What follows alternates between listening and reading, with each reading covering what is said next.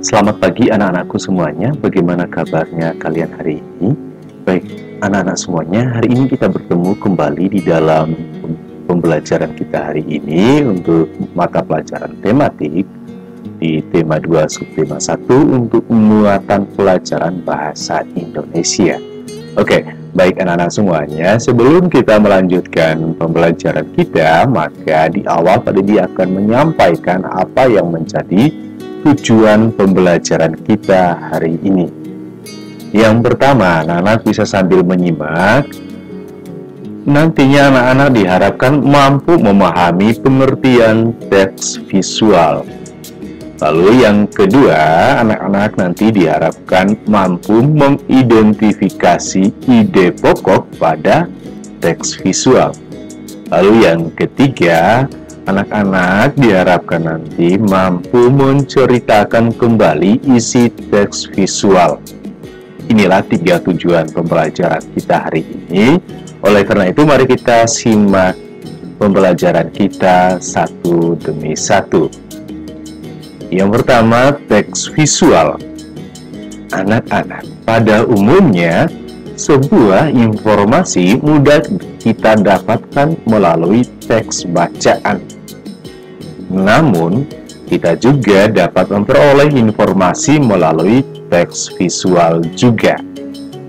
Kalau kemarin kita sudah belajar tentang teks bacaan, teks lisan, maka sekarang kita mendalami lagi yang namanya teks visual. Jadi ada tiga jenis teks, ada bacaan, lisan, dan visual. Nah, untuk dapat memperoleh informasi dari teks visual, dapat kita peroleh melalui gambar. Nah, anak-anak, jadi gambar atau poster yang kalian lihat atau yang kalian temui itu juga merupakan sebuah teks, tapi bentuknya adalah visual. Maka dari itu, apa itu teks visual? Mari kita lihat.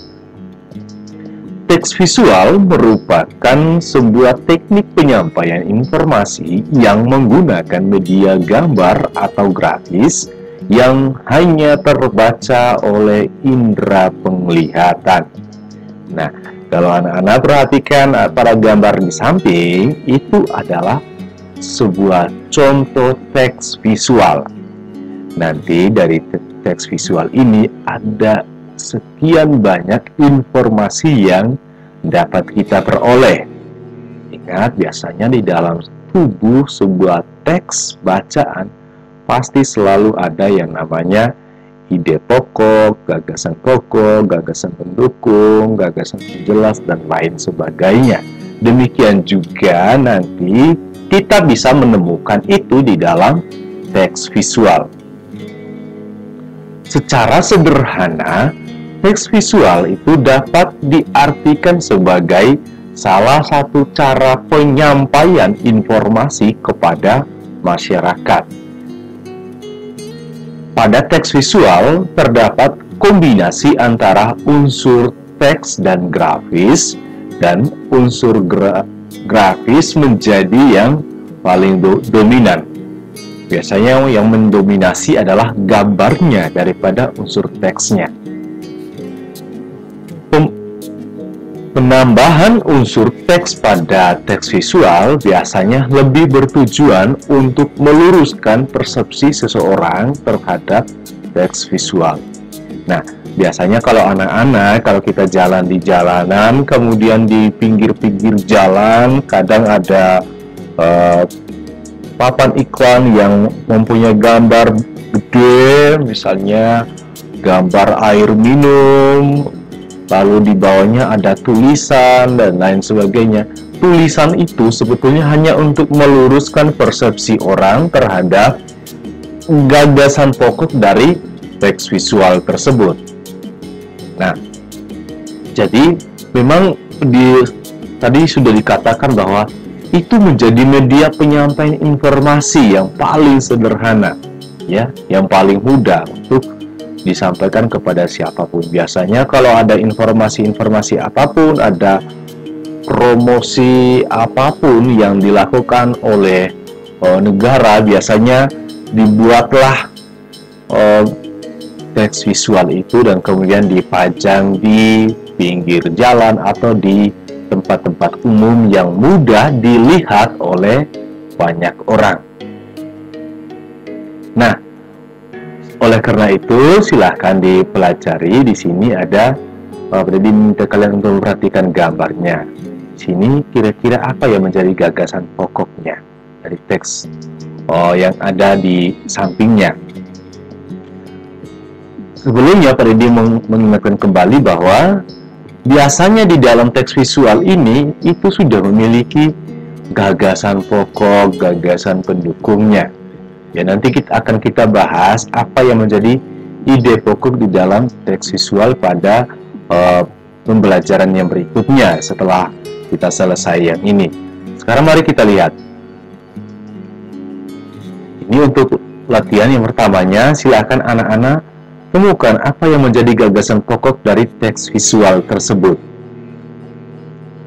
Nanti Pak Deddy akan menjelaskan untuk menuliskan ide pokok pada teks visual.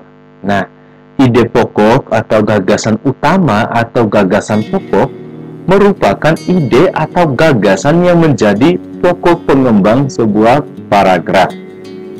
Nah, apa fungsinya? Fungsinya untuk memberikan penjelasan inti suatu bacaan atau paragraf sehingga memudahkan dalam memahami paragraf tersebut.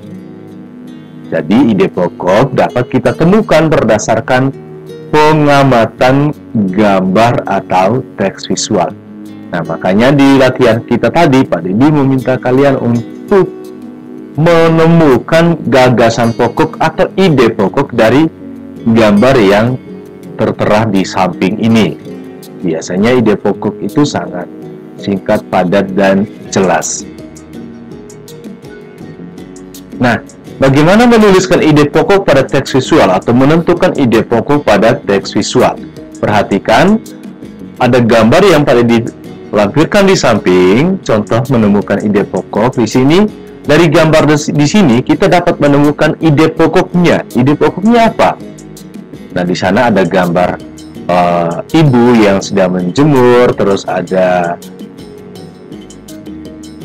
anak atau yang laki-laki yang sedang berolahraga, dan kemudian ada sinar matahari yang terpancar sehingga yang cerah. Jadi kita bisa membuat sebuah cerita dari gambar yang ada ini. Jadi kita mulai membuat cerita. Di sini ide pokoknya apa? Nah, Pak Deddy mencontohkan ide pokok dari gambar ini adalah manfaat panas matahari. Ingat, di tema kita kali ini, di tema 2, kita mendalami tema tentang sumber energi ya.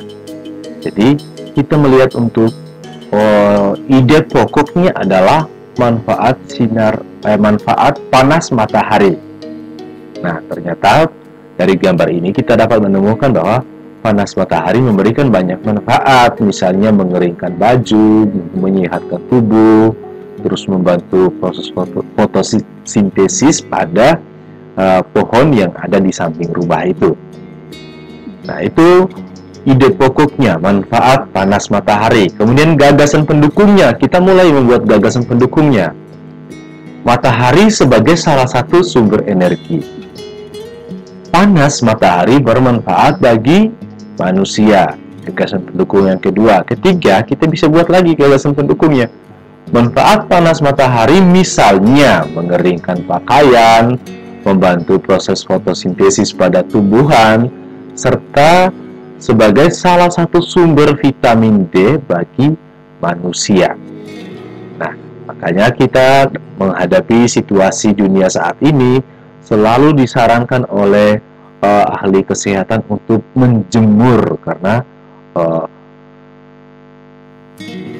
panas atau sinar matahari memberikan nutrisi vitamin kepada tubuh kita. Nah, ini cara kita menemukan ide pokok atau gagasan pokok dari gambar atau teks visual. Jadi, kita hanya dengan melihat gambar sudah bisa menentukan satu ide pokok, dan kemudian di sini ada 3 gagasan pendukung. Nanti anak-anak bisa mencobanya seperti pada latihan tadi yang pertama yang tadi diberikan. Silahkan dicoba dan dituliskan lalu nanti dikumpulkan di classroom. Kemudian ciri-ciri ide pokok itu seperti apa? Biasanya memiliki kalimat pendukung atau kalimat penjelas. Lalu ada yang mendukung, baik itu berupa penjelasan atau alasan yang menguatkannya. Jadi itu misalnya tadi kemudian yang ketiga, ide pokok merupakan inti dari sebuah paragraf atau pusat pembahasan, ya. Jadi ini misalnya di sini ciri-cirinya kita perhatikan kembali yang tadi. Manfaat ide pokoknya manfaat panas matahari.